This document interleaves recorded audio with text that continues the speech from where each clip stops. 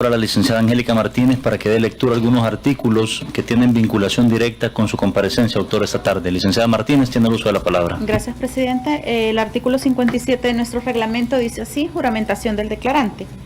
Toda persona convocada a declarar ante una comisión especial estará obligada a hacerlo bajo juramento, el cual será tomado por la presidencia de la comisión, después de haberle indicado al compareciente los derechos que le asisten en esta materia y de haberle leído las penas que la ley impone por el delito de falso testimonio, bajo los mismos apercibimientos que se observan en el procedimiento judicial. Además, dichas personas proporcionarán por escrito cualquier información que se les solicite.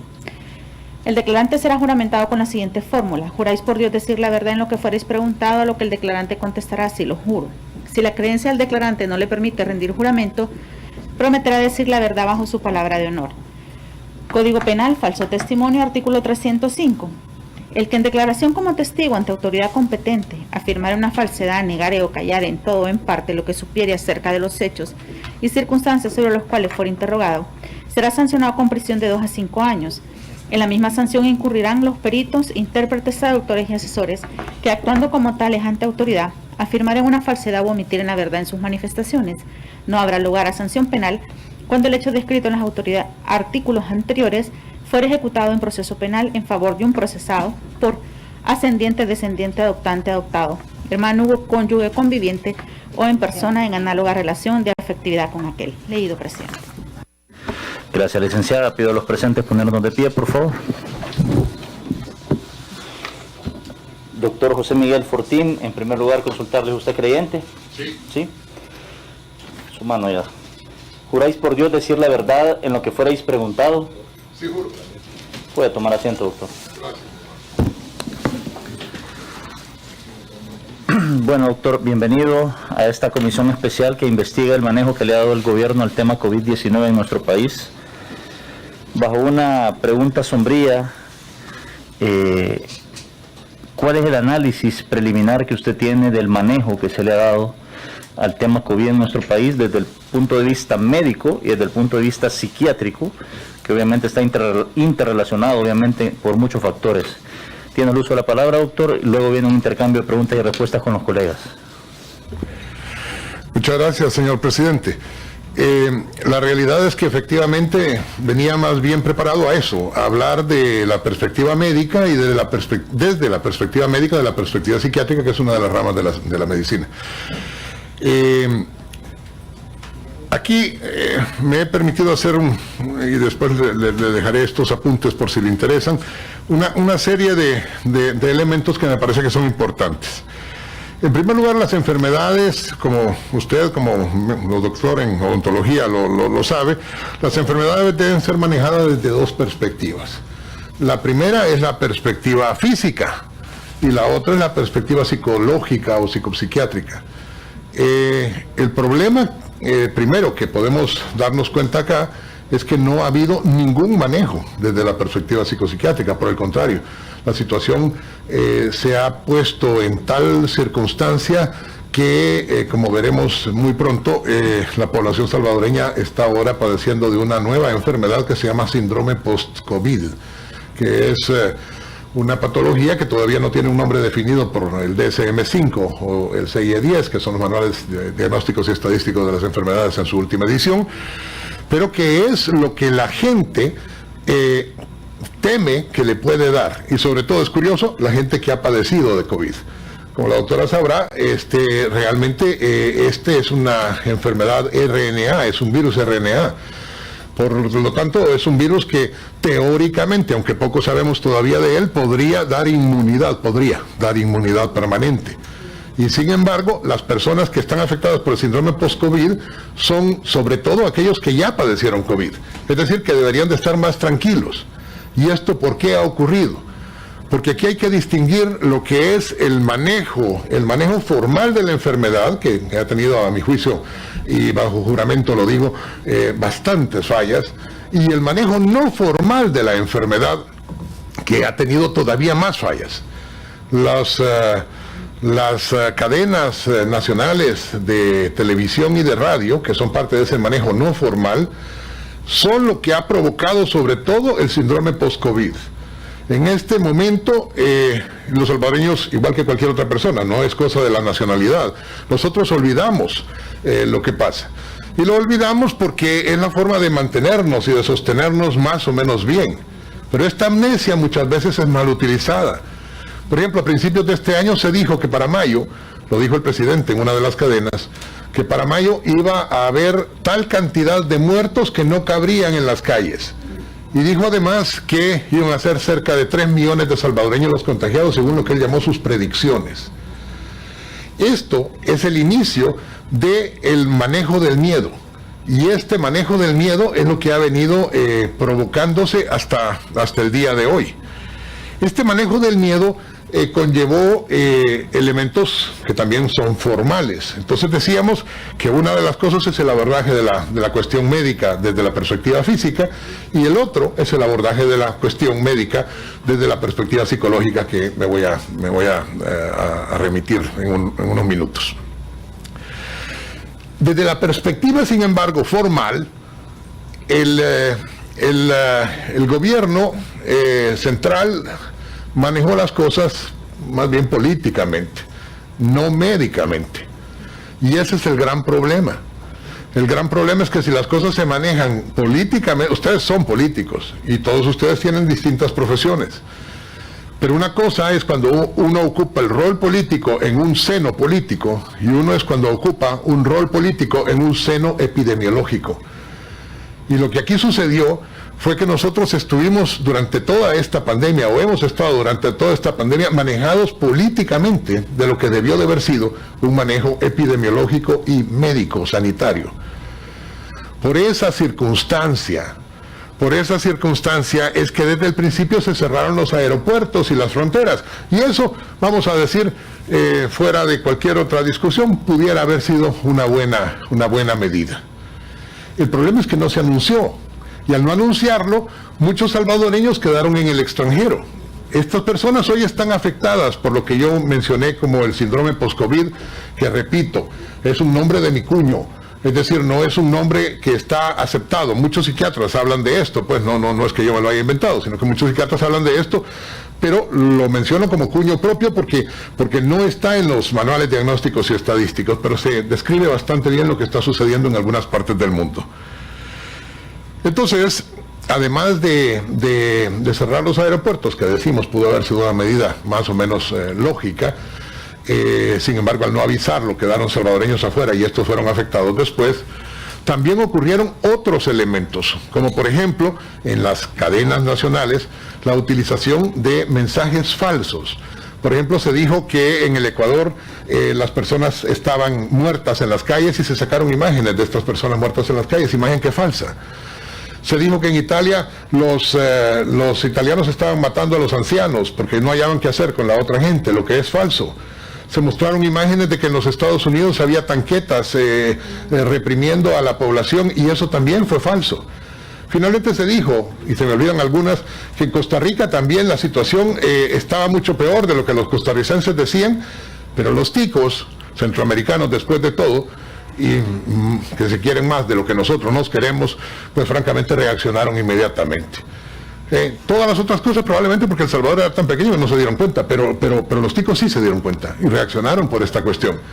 Pero todas estas mentiras sirvieron para hacer que las personas se fueran poniendo cada vez más tensas delante de la situación. Y vuelvo a lo mismo, señores diputados. Todos olvidamos los eventos. A lo mejor ustedes están recordando en este momento, es cierto, dijo allá del Ecuador tal cosa, pero se nos había olvidado. Lo que no se olvida es el sentimiento de impotencia y de miedo.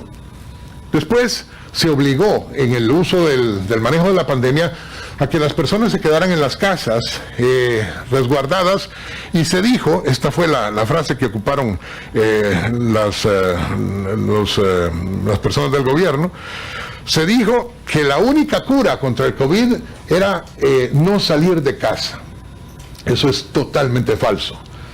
Ahora, si nosotros vivimos en una casa grande y tenemos 20 habitaciones, me refiero no solo a los cuartos, pero salas, comedores, jardines, etcétera, hombre, estar en las casas en esas condiciones es bastante adecuado, pues, porque cada quien se mantiene lejos y no pasa nada.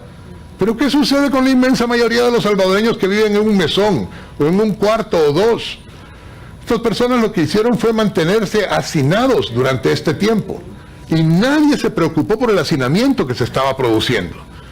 Lejos de esto, al principio de la pandemia, y ustedes lo recordarán, el gobierno advirtió que cualquier persona que saliera de su casa iba a ser detenida. Y además se dijo que los cuerpos de seguridad de la Fuerza Armada y la Policía Nacional Civil les iban a retener, y que si alguien salía positivo, ojo con eso, señores diputados, que si alguien salía positivo, se le iba a llevar a él y a lo que se llamó los nexos epidemiológicos fuera del hogar.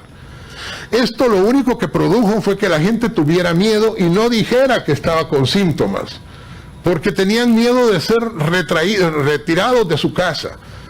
Yo sé de un caso, y lo digo bajo juramento también, de alguien que cuando sacaron a él y a todas las personas preguntaron que qué podían hacer con su perro, y la respuesta fue que con el perro no tenían ninguna cosa y el perro se murió de hambre, porque lo dejaron en la casa. Lo dejaron en la casa y toda la familia terminó en hostales vamos a decir, resguardos que nunca fueron comprobada su confianza, su capacidad y todo lo que ustedes quieran de esos hoteles que ahora se convertían en resguardos. Ustedes saben cómo se transmite el COVID. El COVID se transmite por el aire, por eso es que todos aquí tenemos esta mascarilla. Ahora, no viaja a grandes distancias, aunque la OMS ha dicho que podría viajar más distancias, de esto hay duda. Pero en este cuarto, por ejemplo, con aires acondicionados, si alguien tosiera hacia arriba, eso se lo llevaría el ducto del aire acondicionado y podría aparecer en otro cuarto. Entonces, por eso seguimos con estas cuestiones. La mayor parte de los hoteles tienen este sistema de aire acondicionado. El Ministerio de Salud nunca certificó que los albergues fueran adecuados para el uso del COVID. Y sin embargo, cualquier hotel fue manejado como un albergue para el COVID, porque así lo decidió el presidente. Es que el problema, repito, señores y señoras diputados, es que en este caso se ha manejado todo políticamente.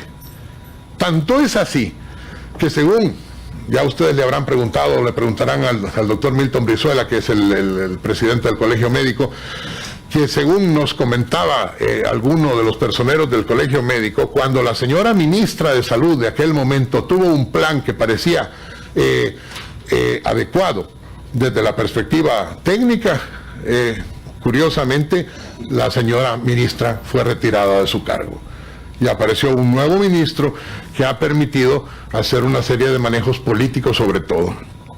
Entonces, no solo no se certificaron los albergues, sino que se utilizó los centros de contención, que finalmente se convirtieron en centros de contagio, porque en cada uno de esos lugares las personas llegaron y no recibieron ninguna medida de protección.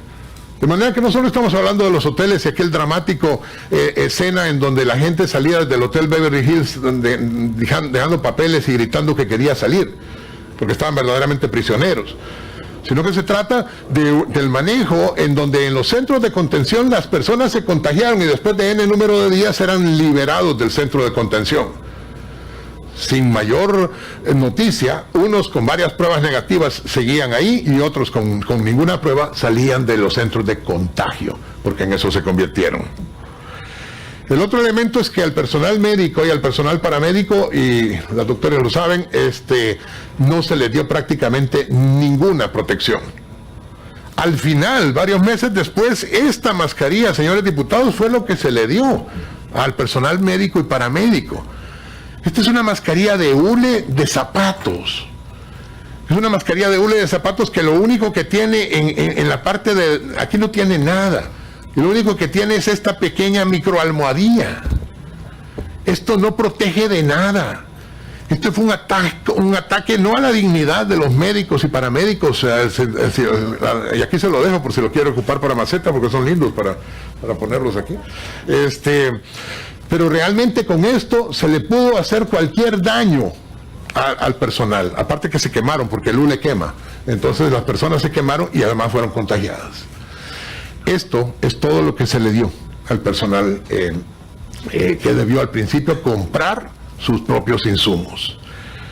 Desde la otra perspectiva, mantener a los salvadoreños en el extranjero, como les decía hace un rato, también fue una situación que sobre todo psicológicamente fue sumamente dañina. Y al día de hoy, cuando la Honorable Asamblea decretó las medidas que decretó, cuando la Corte Suprema de Justicia dio la razón a la Asamblea y cuando ordenó una serie de elementos, al día de hoy, y doy fe de esto porque hace 2 semanas estaba yo fuera del país y me tocó vivirlo, al día de hoy a El Salvador no pueden entrar los salvadoreños si no traen la prueba del PCR negativa. Pero es tan absurdo el manejo, señores diputados, que si usted es miembro de la tripulación de la línea aérea, o si usted es miembro del cuerpo diplomático o consular, entonces no le hacen el examen. ¿Qué es lo que sucedió en el último vuelo en el que yo venía? Pues que el cónsul honorario de determinado país, el señor Sabla, no el diputado Sabla, sino que seguramente pariente de él, pero no lo sé, venía positivo de COVID. Pero como era cónsul no se le hizo ningún examen. Entonces todas las personas que estaban sentadas a la par de él, a lo mejor tienen COVID en este momento. Entonces no tiene ningún sentido toda esta cuestión. Lo lógico sería, como se hace en otros países, hacer un examen a la entrada de El Salvador, un examen gratis además. Porque resulta que si usted vive en Houston y tiene que venir acá, tiene que pagar $200 para hacerse el examen. Entonces, y si tiene la mala suerte de venir en la línea aérea o otrora nacional, pues además tiene que pagar la penalidad de $600 o $500. Así que realmente estamos delante de un manejo que continúa a esta altura siendo negativo. Y finalmente, porque es mi propia experticia, hablar del manejo psicológico creo yo que es importante. El manejo psicológico debió de haberse dado desde el principio. En los hospitales con COVID debe de haber psiquiatras o psicólogos, psiquiatras no habemos muchos, pero debe haber psiquiatras o psicólogos con el equipo adecuado, por supuesto. Pero sobre todo hay que entender que las personas con síndrome post-COVID lo que manifiestan son síntomas paranoides, síntomas depresivos ansiosos y síntomas de un trastorno obsesivo compulsivo. Las personas hemos llegado, y aquí ninguno se puede excluir plenamente, hemos llegado a pensar que todos los demás son nuestros enemigos y creemos que de alguna manera nos van a pasar la enfermedad. Ya nadie se da la mano. En todo caso nos damos el codo, cosa que en mi pueblo Huachapán siempre ha sido frecuente, pero de todas maneras, la realidad es que esta es la zona más contaminada que tenemos. Antes se nos enseñó a toser precisamente así, y ahora tosiendo como estamos con el codo, damos el codo. Entonces, que es por cierto la zona que nunca limpiamos. La mano nos la pasamos limpiando todo el tiempo, los codos no. Pero esto es para hablar de cómo hemos llegado a tener miedo de acercarnos, miedo de hablar, miedo de comunicarnos, miedo de enseñar la cara. Y como este miedo de enseñar la cara y todo lo demás ocurre, esto es parte del síndrome post-COVID, que además nos hace tener, bueno, a quien la padece, pues, no espero que nadie de aquí la padezca, pero quien la padece tiene un verdadero trastorno obsesivo. Sí, yo entiendo todo eso, que es lógico. Yo entiendo que este es un virus RNA, que los virus RNA producen resistencia y que por tanto esta persona que padeció COVID probablemente no va a volver a padecer COVID. No sabemos cuánto tiempo va a durar la inmunidad, bla, bla, bla, bla. Pero resulta que con todo y esto sea racional, yo no me quiero acercar a nadie y no quiero volver a ver a nadie y quiero estar desde mi casa haciendo teletrabajo. Y resulta que los niños, para la medicina se sabe lo importante que son los primeros años de la vida de un infante. Voy a recordar nada más que durante los primeros 2 años de la vida hay 3 organizadores esenciales en la vida de un infante. El primer organizador a los 3 meses de vida. A los 3 meses de vida, realmente el niño tiene que aprender la sonrisa social, si no se va a volver autista. A los 8 meses de vida, el niño tiene que tener angustia del 8º mes. Y esto quiere decir que al 8º mes el niño ya reconoce a su propia familia. Y al 2º año de vida, el niño ya sabe decir una palabra que es mágica, sabe decir no. Pero todo esto se requiere la interacción con la madre, con el padre y con la sociedad. Y por estas condiciones todos estamos un poco afectados este año. Pero quienes han tenido más miedo, y ese miedo ha entrado en el subconsciente de las personas a través de las cadenas, a través de las noticias falsas, a través de tanta cosa, realmente hemos llegado al fin a desarrollar el síndrome post-COVID, que repito, tiene síntomas obsesivos, tiene síntomas paranoides, en donde la gente le tiene miedo a los demás, y tiene síntomas depresivo-ansiosos, en donde la gente se siente totalmente incapaz de solventar esto. El día de hoy, en la mañana, he visto a alguien que estaba a punto de suicidarse, precisamente porque cree que no hay salida y que este es el fin del mundo. Pues si es el fin del mundo no nos vamos a dar cuenta igual, pero si nos damos cuenta es que todavía no ha sido el fin del mundo. Y la realidad es que hoy por hoy, bueno, ustedes lo saben, señores diputados, el día de hoy Pfizer ha dado la excelente noticia de que hay una nueva vacuna con una gran efectividad, y esto es importante. Pero las personas con síndrome post-COVID no les importa esto porque lo ven como muy negativo. Por un lado está el grupo de los conspiranoicos, que piensan que todo es una conspiración judeo-satánica y no sé cuántas cosas, y que detrás de todo está Soros, ¿verdad? Que no sé qué tiene que ver, pero siempre está ahí. Y del otro lado están los que no pasa nada, aquí no hay ningún virus, sí hay un virus, pero el miedo del virus tiene consecuencias psiquiátricas, y esas consecuencias psiquiátricas requieren de medicación inclusive. En el caso del señor de hoy, por ejemplo, he debido dar un antidepresivo y un ansiolítico, y ese es el tratamiento en general para el síndrome post-COVID. Muchas personas han desarrollado el síndrome post-COVID, pero el mal manejo no solo es, pues, y con esto termino, no solo es lo que se hizo, o lo que no se hizo más bien, sino lo que se hizo y se hizo mal.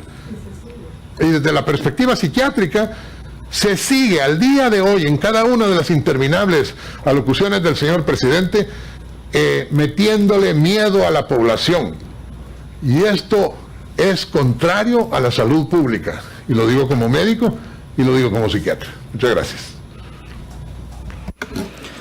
Gracias, doctor Fortín. Bueno, pasamos al espacio de preguntas y respuestas, colegas. Tiene el uso de la palabra el diputado Julio Fabián. Gracias, doctor. Bienvenido. Y sobre todo por esa enorme ilustración que nos ha dejado esta tarde. Hay cosas que a veces uno las desconoce, pero cuando tenemos la oportunidad de tener personas como usted, conocedores del tema, pues uno se hace un poquito hacia atrás, se va hacia atrás.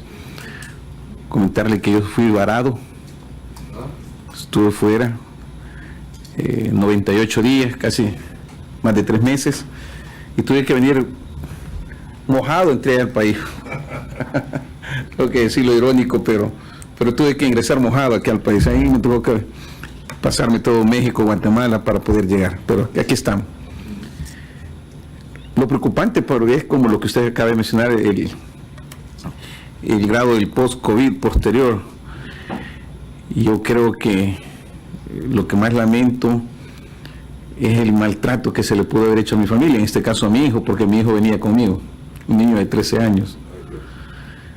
Yo bien recuerdo que nos hicieron las primeras pruebas a los primeros 4 días de estar en el centro de contención, y posteriormente, cuando ya estaban los resultados, que éramos negativos, nuevamente nos dicen que había que hacer las pruebas.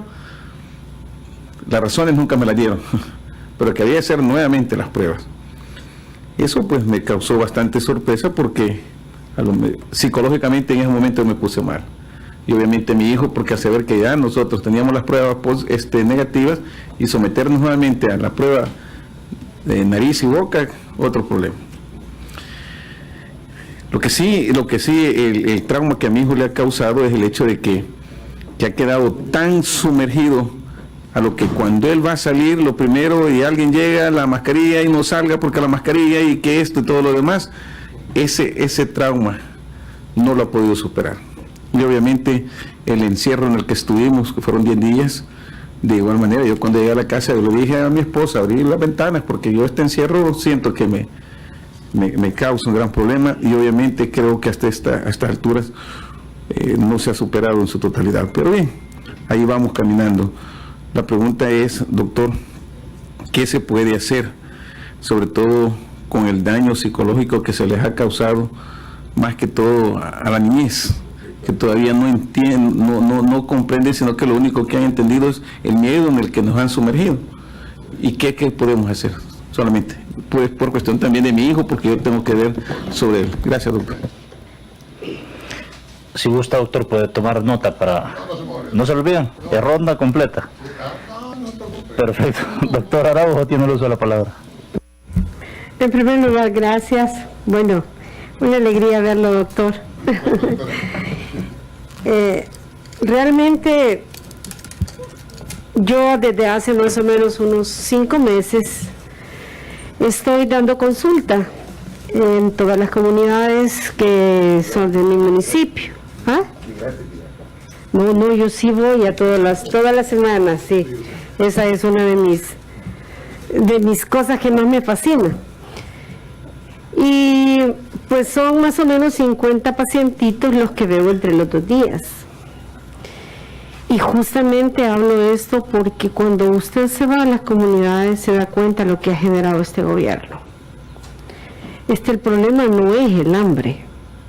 El hambre, eso es secundario. Es justamente esa sensación que usted mira al dar la consulta de una población que no le ve mucha esperanza. O sea, no ve esperanza a cómo vamos a salir de este problema, porque se sienten en que, así como dice el doctor, nos pintaron un panorama de acuerdo al que les convenía. Yo les decía a ellos que recordaba la primera intervención del presidente, y era una intervención totalmente de pánico, una intervención totalmente de miedo. Y así fueron sucesivamente todas las intervenciones del presidente, que desafortunadamente mucha de esta gente de las zonas rurales creyó en algún momento en él y por eso lo miró. Y ahora nos encontramos con una población que no solamente tiene el problema de patologías crónicas descompensadas, sino que con un problema de salud muy claro a nivel psicológico. Y quiero decirles que de las cosas que a mí particularmente me preocupan es los niños, porque a los niños se les encerró, no se les explicó por qué no podían salir a jugar chibola, no se les explicó nada, sencillamente se les violentó su derecho infantil. Y entonces, doctor, usted como psiquiatra, yo tengo una hija también que es psiquiatra, vive en Estados Unidos y ella está especializándose en pediatría infantil, en psiquiatría infantil. Y me decía ella hace unas semanas, mamá, ahora ingresamos a la primera paciente que nosotros tuvimos aquí después de COVID con el primer cuadro de esquizofrenia. Entonces nosotros, así como decía el doctor, va a venir una cantidad de efectos secundarios, así como han visto ahora, que deja esas grandes cardiomegalias. Se está evaluando una serie de efectos post-COVID que van a ser con un trauma bastante grande. ¿Qué podemos aportar como academia teniendo un presidente en el que lo que menos le interesa es la salud de este pueblo? Y peor, al final la salud de la otra pues ve que está orgánicamente mal y le dan eso, pero cuando es psicológicamente, cuando tenemos un mismo presidente que creo que no tiene tampoco mucha de la misma, se nos es realmente preocupante a nosotros como gremio médico. como que yo aquí en esta comisión nunca soy diputada, siempre me pongo el zapato médico. Y me da mucha tristeza a veces que se defienda lo indefendible, porque estamos ante un problema de salud pública inimaginable. Tenemos peores tasas de mortalidad de cáncer y se nos habló que el COVID era lo peor que podía existir. Quizás muchos de nosotros inclusive tengamos COVID ahorita y estamos pasándola. Entonces, ¿cómo vamos a salir adelante? ¿Cuál es el plan? ¿Ha escuchado usted, doctor, si el gobierno tiene algún plan, tal vez a través de la Sociedad de Psiquiatría, para trabajar en este tema, que para nosotros es de altísima sensibilidad? Ya el tema de la salud mental ha sido un tema que no se le ha dado al país, no se le ha dado, es una deuda histórica, a pesar que ya tenemos una ley y ya tenemos en los hospitales algo, habla de la salud mental, pero en este momento es en que vamos a quedar económicamente en una catástrofe, vamos a quedar socialmente también abolidos, diría yo, económicamente, políticamente estamos también muy mal, porque la gente está sin esperanza, y ahora vemos a un pueblo también con una salud mental totalmente abotagada por lo que a nosotros se nos ha enseñado un ministro de salud, en donde, lo reitero, le quedó grande la camisa para llevar esa vestimenta, y definitivamente no ha tenido la capacidad de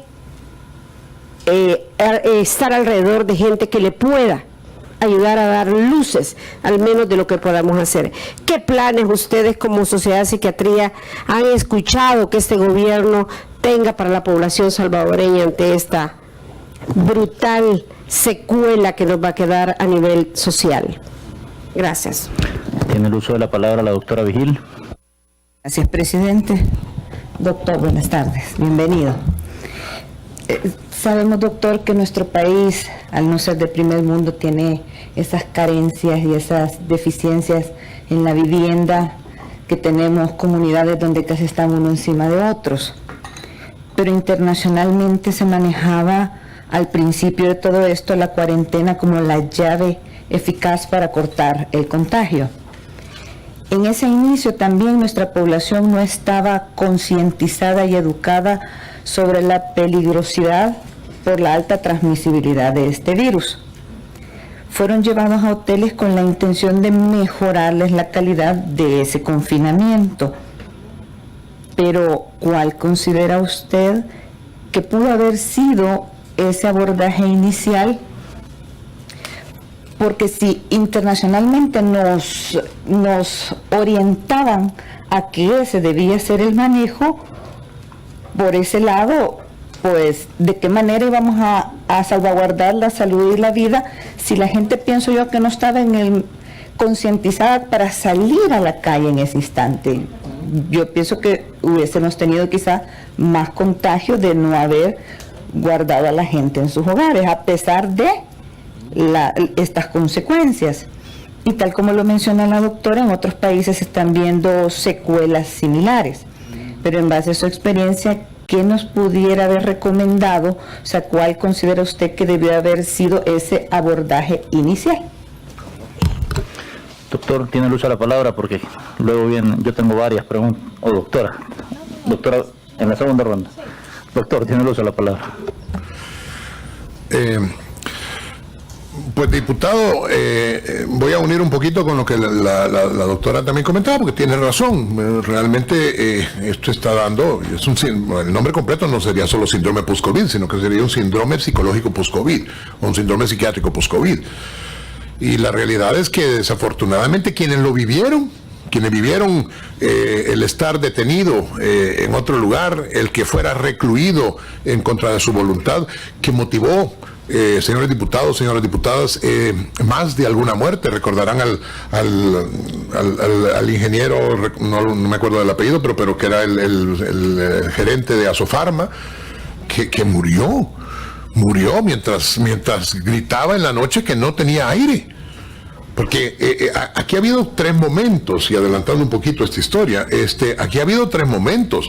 El primer momento en donde no se le hacía caso a nada porque se decía que aquí no había COVID, porque queríamos demostrar que era el único país que no iba a tener COVID en el mundo, lo que era bastante iluso, pero es un poco lo que se pensaba. Entonces, en esas circunstancias, aquí no había COVID, pero COVID hay en El Salvador desde el principio. Ok, se cierran las fronteras, se hace todo lo demás, entonces viene el segundo elemento, y en el segundo elemento resulta con que las personas ahora no entran a El Salvador. Y si entran a un centro de cuarentena o a un hospital. Y voy adelantándome también para contestar lo que usted, doctora, comentaba. Y esto es, repito, el manejo fue siempre político, no fue epidemiológico. Si el manejo hubiera sido epidemiológico, hubiera habido un estudio epidemiológico y se hubiera analizado cuáles eran las consecuencias, por ejemplo, de lo que se hizo. Y este es el tercer elemento. Al principio se metió a toda la familia, a todo lo que se llamaban los nexos epidemiológicos, a una reclusión. Vayan a ver si ahorita se mete a toda la familia en un hospital. Si ahorita alguno de nosotros tuviera COVID, le darían una cajita feliz que tiene ivermectina, que tiene un poquito de ibuprofén, 2 aspirinitas, 3 chocobananos y no sé qué otra cosa. O sea, y esto es el manejo, sin que llegue alguien a verlo. Porque es que el manejo post-COVID, el manejo del COVID no es que haya sido malo y dejó de ser malo y ahora es bueno. Quedemos claros, era malo y sigue siendo malo. Ahora es al revés, ahora no se mete a nadie, antes se metió a toda la gente. Y esa es la parte donde usted, doctora, dice que debimos haber hecho. Nunca se debió haber metido a toda la gente en una reclusión o en el hospital. ¿Por qué? Porque llenamos el sistema de salud. Porque de repente empezamos, ustedes que son doctoras, todo el mundo lo sabe, pues realmente, el médico quirúrgico, el hospital médico quirúrgico es un hospital de subespecialidad para trasplante renal, para problemas gravísimos. Y resulta que ahí fue uno de los lugares en donde se metió a las personas. Son personas que están inmunodeprimidas, las personas que se les está haciendo trasplante renal no tienen un cateterismo y todo lo demás. Son gente que nosotros mismos, digo nosotros, no nosotros, pero el gobierno de la República, que nos representa mal, pero nos representa, de alguna manera hizo que estas personas, muchas de ellas fallecieran. Y además, lo que decía la doctora hace un rato, aquí ya nadie se murió de nada. Se han puesto a pensar, señores diputados, que todos los años hay gente que se muere de influenza y de gripe. Y que la gripe, que es un rinovirus, y la influenza, que es un coronavirus, matan personas todos los años, pero hoy no se ha muerto nadie. Nadie se murió de dengue en El Salvador. Nadie se murió de chikungunya. Esas cosas como que desaparecieron con los gobiernos de Arena y del Frente. Ya no hay chikungunya en El Salvador, ya solo falta, así como dijo el señor presidente, que él había desviado la tormenta, pues ahora que vaya a suceder que no haya esta otra situación. Señores, estoy hablando indignado como médico, porque efectivamente, como decimos, pues uno no se puede quitar la camisa de médico. Uno no se la puede quitar, porque al fin y al cabo es un ser humano completo. Entonces, nosotros, ¿qué podemos hacer con la niñez? Bueno, con la niñez realmente habrá que darle mucho tratamiento, y si en algo la Asamblea puede evitar que siga habiendo estos discursos de miedo, en donde pareciera ser que la forma es meter miedo a todo el mundo por todo. Si aquí hemos tenido en el curso de este año, porque para que no se nos olvide, el gobierno dijo que iban a ser miles de muertos. 3 millones de salvadoreños contagiados en mayo, como les decía hace un rato.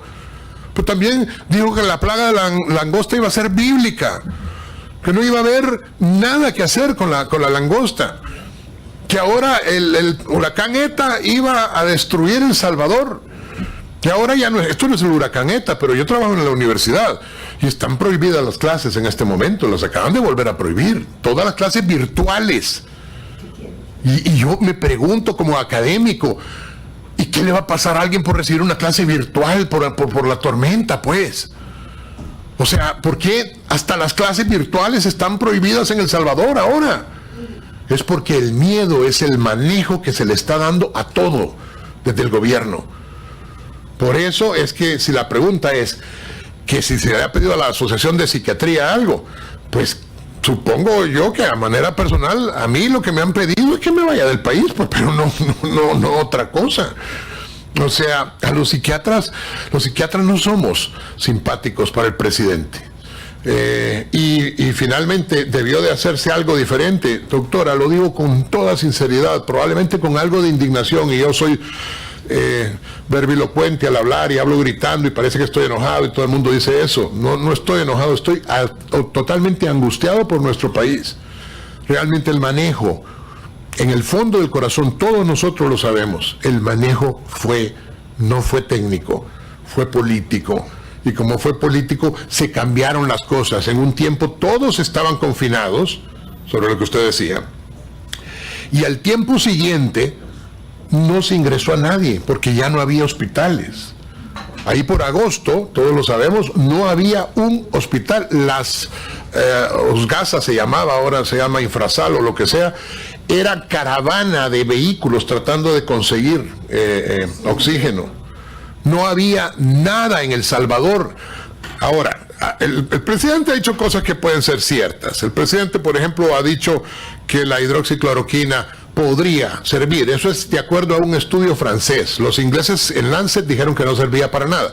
Pero particularmente yo creo que el presidente en eso sí tiene razón. Y yo sigo tomando hidroxicloroquina todas las semanas. Que es un preventivo. Ahora, aquí lo que deberíamos de estar haciendo es viendo cómo conseguimos el antiviral que ha demostrado tener alguna efectividad, pero aquí cuesta $1,000 el producto. Exacto. Y la otra cosa, el tocilizumab, también otros $1,000. Es que a lo mejor nosotros podemos conseguir eso, si me estoy hablando por mí, señores diputados. Yo, mal o bien, voy a conseguir esa medicina. Pero las personas que son los salvadoreños de a pie y que son la mayoría de los salvadoreños no tienen dinero para eso. Viven en un mesón. Y en ese mesón que viven 7 personas en un solo cuarto.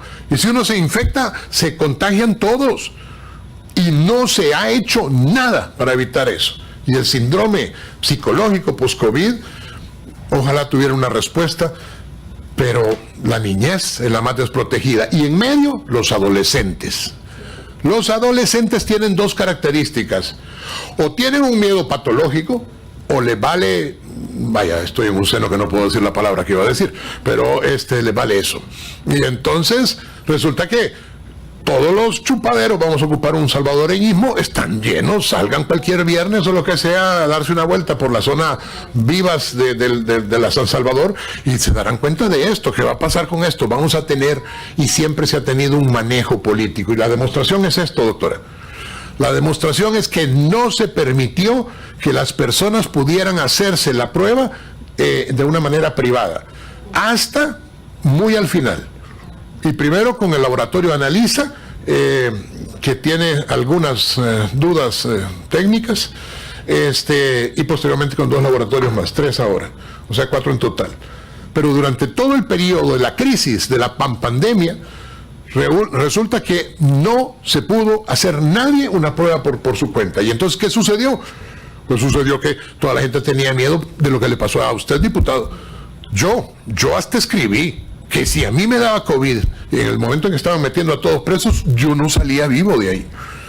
Y de verdad creo, sinceramente, que no hubiera salido vivo. Pero como dicen, mala hierba nunca muere, y aquí estoy. Doctora Gómez, tiene el uso de la palabra. Gracias, presidente. Buenas tardes, colegas diputados, diputadas. Muy buenas tardes, doctor Fortín, por acompañarnos y también tener este espacio de interacción de verdad muy académica, de la parte técnica. Yo sí tengo algunas preguntas, viéndolo desde ese enfoque técnico y también psiquiátrico. De verdad que vivimos tiempos de pandemia, pero no solo de COVID en este país, sino una convulsión de muchas cosas. Yo sí quisiera tener como su opinión en cuanto a los llamados cercos militares, a mi opinión. Y también quisiera escucharlo a usted, que también fue pues funcionario de medicina legal. Esas categorizaciones que le han dado de diagnóstico a estas personas fallecidas, basados en 3 grandes criterios: COVID, sospecha de COVID y neumonía típica. Eso para mí es importante, y por lo que le he escuchado, obviamente el confinamiento más largo del mundo que tuvimos no fue el más idóneo. Pero ¿qué piensa acerca de hoy por hoy? Si el día de mañana este país amanece con la gran noticia del Ministerio de Salud que habemos un rebrote, porque obviamente no podemos llamar una segunda ola, nunca hemos tenido el silencio epidemiológico, no lo han reflejado los datos así nunca. ¿Cómo creería usted, cuál es su opinión hacia un nuevo confinamiento? Esas serían básicamente mis preguntas. Gracias, doctor. Bueno, doctor, yo tengo un par de preguntas también. Uno, ¿qué piensa de esa caja de medicamentos? Usted le llamó cajita feliz. Yo lo voy a llamar caja de medicamentos o kit de medicamentos que se le está enviando a la gente que resulta positiva. Uno, usted decía que hubo cosas que se hicieron mal y otras que no se hicieron. ¿Cuáles fueron? ¿Qué piensa de los centros de contención? ¿Por qué si fuimos uno de los países con cuarentena más estricta murió tanto personal de salud? Epidemiológicamente hablando, ¿le es creíble a usted la gráfica que nos vendió el gobierno? ¿Cómo manejó cualitativa y cuantitativamente la pandemia el gobierno a su criterio, doctor? Y una última pregunta, usted decía que hoy en la mañana tuvo un paciente que intentó suicidarse. ¿Considera usted que producto de esta situación que se ha vivido en el país, podría de repente existir casos no tan aislados, sino casos más marcados de personas que busquen esa fatídica solución a raíz de todo lo que hemos vivido? Tiene el uso de la palabra, doctor. Hoy por jactancioso me fue mal porque ya no me acuerdo de la mitad de las preguntas que me hizo. Bueno, a mí me ayuda si alguna se me olvida. Realmente, empiezo un poco mezclando todo esto. Realmente este país, repito, tuvo la cuarentena más larga del mundo, como decía la doctora. Pero por mucho, una de las más inefectivas. Es decir, en este país no se consideraron, insisto en ello, doctora, no se consideraron aspectos técnicos. Y al no considerarlos, por ejemplo, se pensó que la cuarentena per se era suficiente para contener el COVID.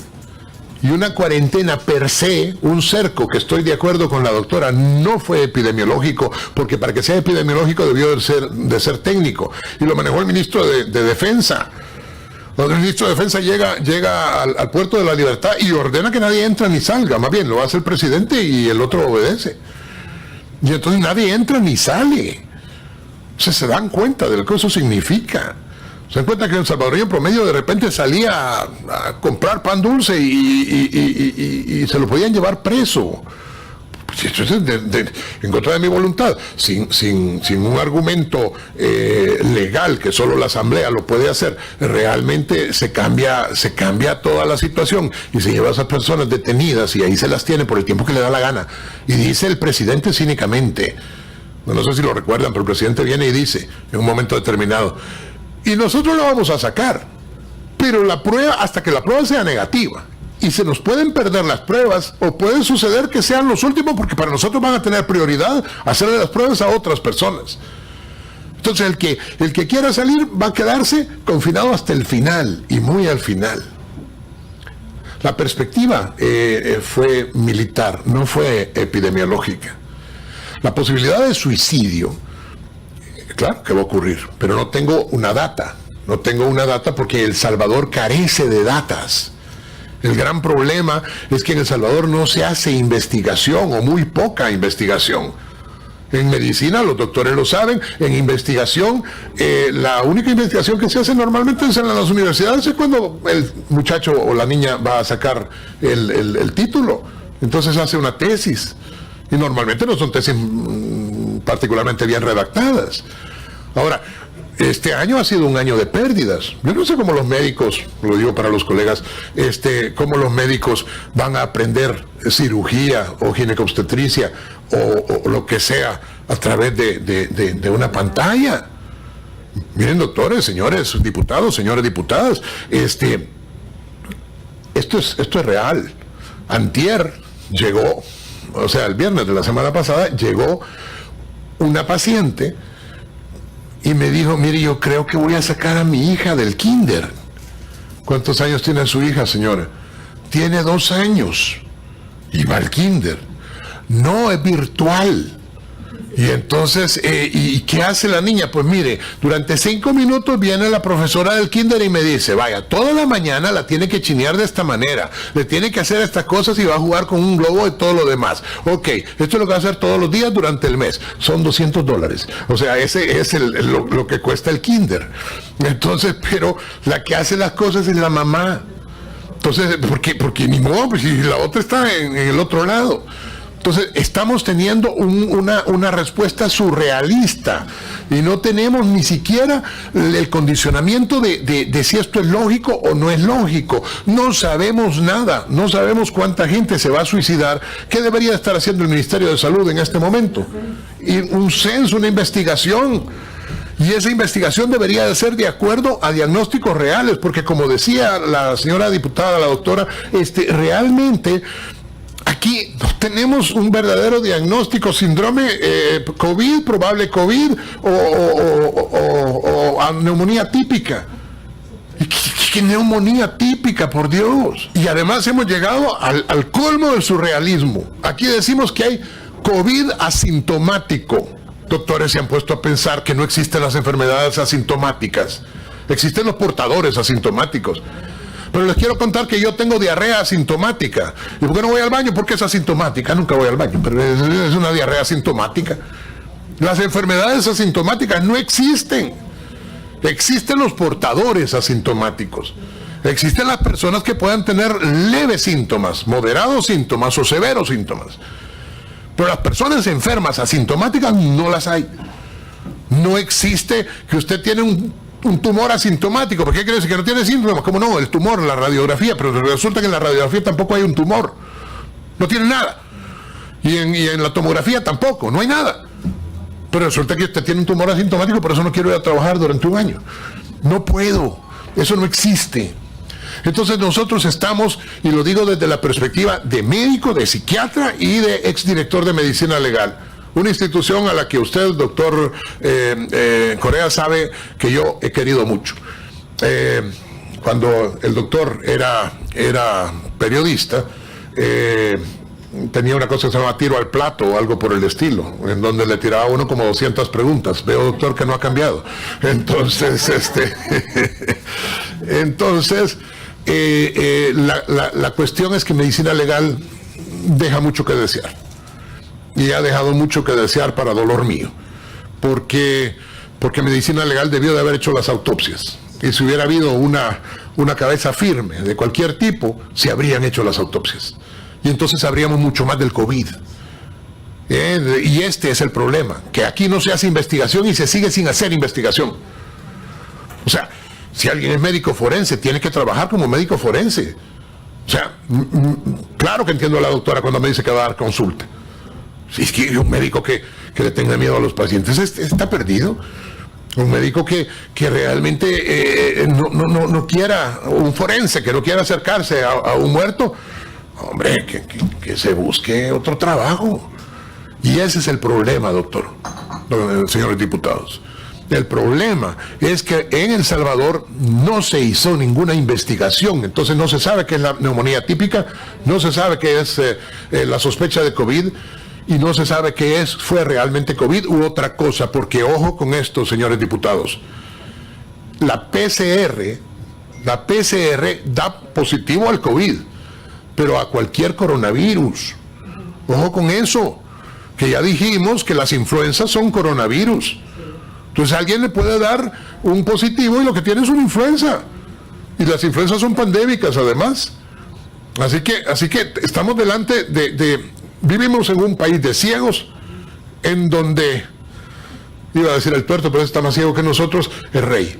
Entonces, la condición en este instante es que ustedes, señores diputados, pueden parar un manejo político que realmente le está haciendo mucho daño a la población y a los niños en particular. No sé si me olvidó alguna. Sí, doctor. Se le olvidaron como 4 o 5, se las repito. Epidemiológicamente hablando, ¿es creíble la gráfica que nos mostró el gobierno? 1, 2, si fuimos uno de los países con cuarentena más estricta, ¿por qué murió tanto personal? ¿Qué piensa de los centros de contención?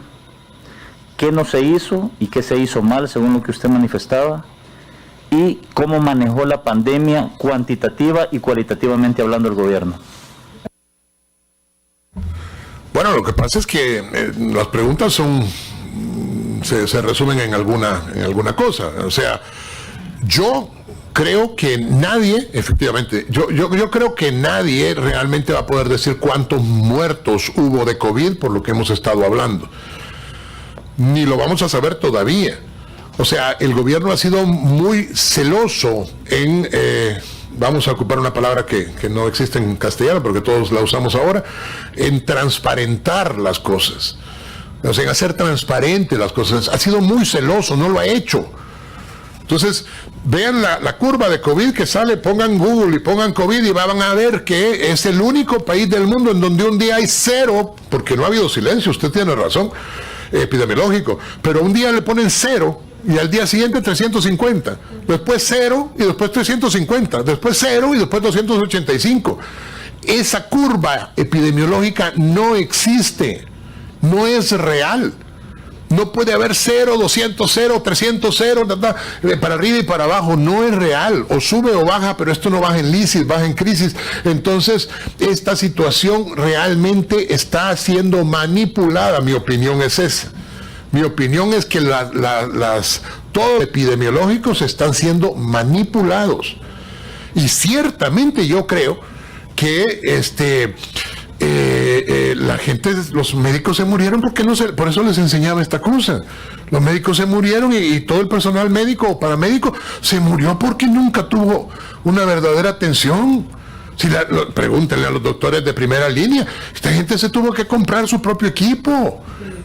Y esta gente tuvo que estar todavía comprando el día de hoy su equipo. Esto no sirve. Aparte que esto es un desperdicio inmenso. Pero esos son los ejemplos de ¿se acuerdan de las máscaras estas las caretas que primero se compraron? Entonces todo esto, el manejo ha sido inadecuado, pero no sabemos por qué la gente se muere, cómo se comporta la curva y todo lo demás, porque el gobierno sigue teniendo un hermetismo patológico hacia lo que es necesario. Doctor, la caja de medicamentos, el kit de medicamentos que le envían a los pacientes. Es así. Le decía cajita feliz para no llorar, doctor. O sea, realmente es una caja que cualquiera de los aquí presentes, cualquiera, excepto los diputados y yo, realmente puede decir que tiene síntomas y le van a mandar esa cajita. Y esa cajita tiene un montón de medicinas, pero esto se hace en Europa con la supervisión médica. No es que lo van a ingresar, el médico hace una ronda que pasa por todo un cerco epidemiológico, pero aquí no. Y entonces aquí se han ido cambiando las cosas. Ustedes mismos recordarán que hace algún tiempo se decía que para el COVID servía tal cosa, que después servía otra cosa, que después era otra cosa. Y lo que eso tiene es ivermectina, que ciertamente sirve para los piojos, es decir, para eso sirve, pues, o sea, no es una forma grosera de decirlo. O sea, esa es la razón de ser, para quitar los ácaros del cuerpo humano. Y que se supone que retrasa el crecimiento del virus. Lo que realmente sirve para evitar el virus, lo mencionó la doctora hace unos minutos, es un antirretroviral, es decir, un antiviral. Pero eso es carísimo, entonces eso no va en la cuestión. ¿Qué se necesita para tratar? Lo voy a decir aunque peco porque estoy seguro que ustedes lo saben. Se necesita primero hacer exámenes. Usted no puede mandar, porque con todo respeto de la colega, la doctora Barrientos, que no es muy querida en el gremio médico, realmente la doctora se equivoca cuando da recetas generales. Porque ningún médico, y todos aquí lo sabemos, ningún médico puede dar una receta general. No se le puede dar ibuprofén a alguien que está teniendo una inflamación del alvéolo simplemente porque el ibuprofén no actúa sobre el alvéolo. Entonces, si usted está teniendo una inflamación en el alvéolo y va a tener un problema de complicaciones neumónicas, lógicamente tiene que dar un esteroide. Lógicamente usted tiene que dar una cosa distinta. Ahora, ¿cómo prevé eso? ¿Cómo sabe de antemano que alguien se va a contaminar de tal forma que le va a dar una complicación neumónica o de otro tipo? Usted hace un dímero D, y con el dímero D usted sabe si está haciendo microcoagulaciones. Usted hace una PCR no de COVID, sino que una proteína C reactiva, y usted ve si está teniendo un proceso inflamatorio. Usted hace un hemograma y ve si los leucogramas, el leucograma, particularmente los neutrófilos o los linfocitos, están tirándose para un lado o para el otro. Es decir, en síntesis, lo que usted hace es ocupar lo que hemos hecho los médicos desde hace 3000 años. Ocupar las herramientas científicas. Eso es lo que no ha hecho este gobierno. Porque con todo respeto del señor presidente, y el respeto es porque estoy en esta sala, este gobierno debe entender que el presidente no es médico y que aquí son los médicos y los epidemiólogos los que tendrían que haber trabajado sobre esto. Y si ahorita con la cajita feliz o la caja de medicamentos, pues usted solo le manda esa caja a alguien, está cometiendo el mismo error, lo digo también con respeto, que la doctora Barrientos. Porque no se trata de sacar un comunicado de todos tomen antigripales y de tal marca, todos tomen ibuprofén y de tal marca, todos tomen tal... No, si el ibuprofén, repito, no sirve más que como antiinflamatorio de la musculatura estriada. Y en el pulmón lo que hay es musculatura lisa. Usted necesita un esteroide, pero no le puede dar esteroide a toda la gente porque le va a dar un Cushing, un síndrome de Cushing.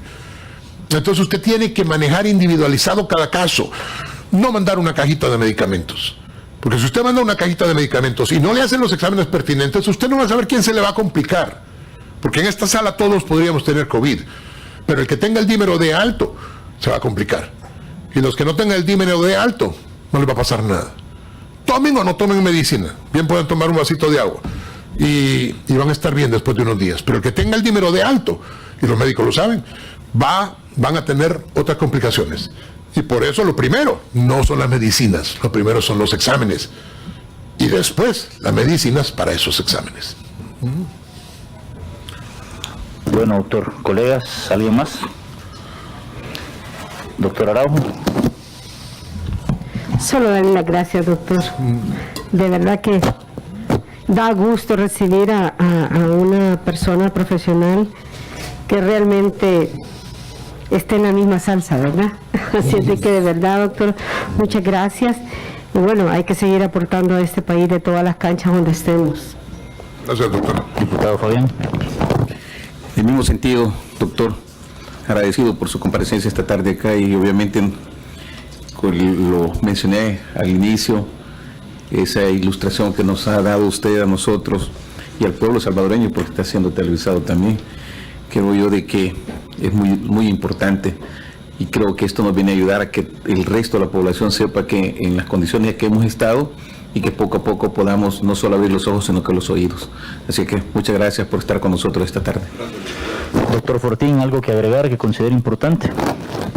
No, me voy corriendo al baño porque ya tengo la medida. Gracias, doctor, por su visita.